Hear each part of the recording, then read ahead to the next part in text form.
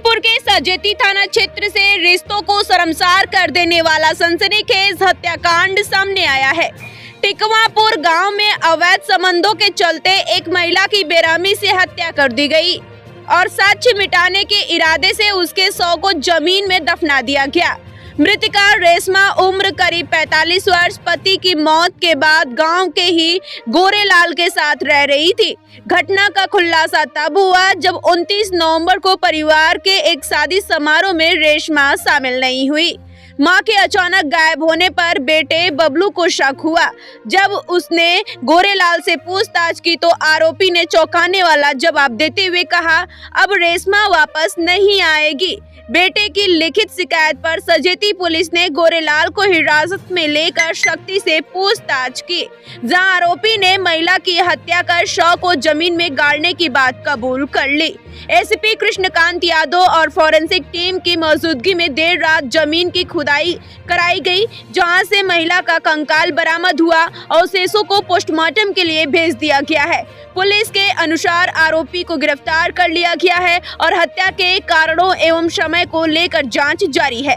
Postmortem report के बाद मामले में आगे की सख्त कानूनी कार्रवाई की जाएगी।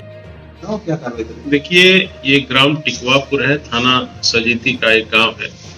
वहां के रहने वाले बबलू पुत्र राम बाबू ने एक प्रार्थना पत्र थाने पर आकर के दिया कि उनकी मां रेशमा देवी मिसिंग है और उन्होंने आशंका जताई कि गांव के गोरे और सुरेश और मुन्नू ने उनकी हत्या कर दी है। इस सूचना पर पुलिस ने तत्काल विवेचना अपनी प्रारंभ की और जो आरोपित था उसको थाने पे लाया गया और उससे जब कड़ाई से पूछताछ की गई तो गोरे ने इस घटना को स्वीकार किया। उसके द्वारा ये बताया गया कि 3 वर्ष पूर्व महिला का जो पति था उसका देहांत हो गया था और रिश्ते में इस महिला का देवर लगता है।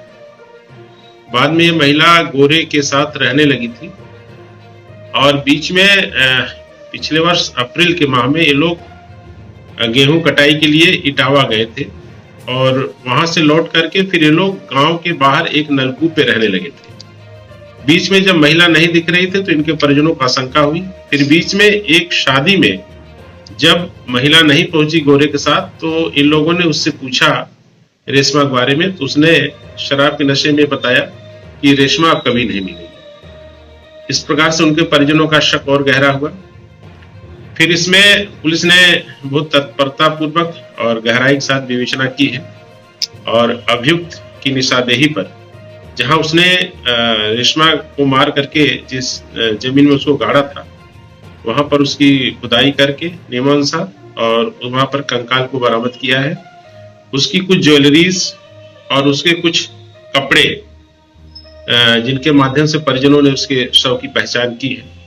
शव को इसमें कंकाल को पोस्टमार्टम एवं डीएनए टेस्ट हेतु भेजा गया है और इसमें जो भी वैज्ञानिक ढंग से जो भी विवेचना करनी है वो सारी चीजें हम करेंगे।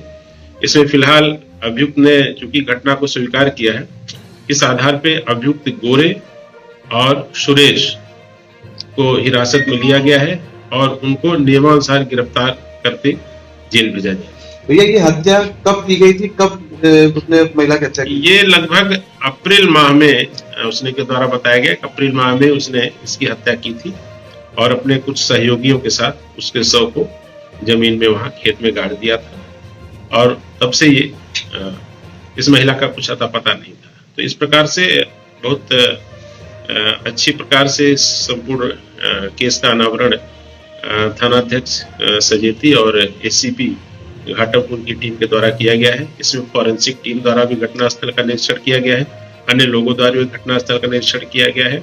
इसमें शेष अभियुक्त मुन्नू अभी शेष है, उसकी भी तत्काल शीघ्र ही गिरफ्तारी करके उसको जेल